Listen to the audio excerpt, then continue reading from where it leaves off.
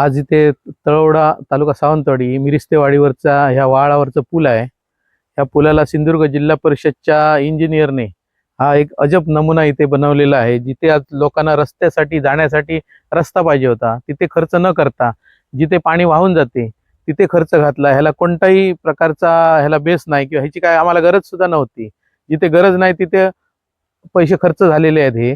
आणि त्याचं तोंड सुद्धा जे पाणी जाणार होतं त्याचं तोंड सुद्धा ह्याच्यापेक्षा निम्म करून टाकलेलं आहे.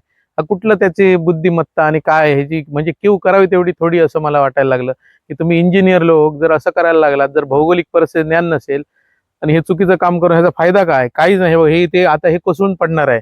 इथे ह्याने साईड इथे सुटलेली आहे पूर्णपणे. मग इथे पैसे खर्च घातले पाहिजे होते, तिथे घातलेच नाही.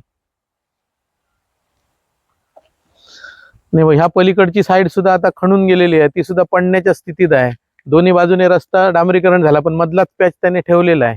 हेच जर पैसे इथे खर्च केले असते तर येण्या जाण्यासाठी किंवा सगळ्यात शेतकरी किंवा शाळेतली सगळ्यात मोठं शाळेतली मुलं आहेत ती इथून जाणार आहेत.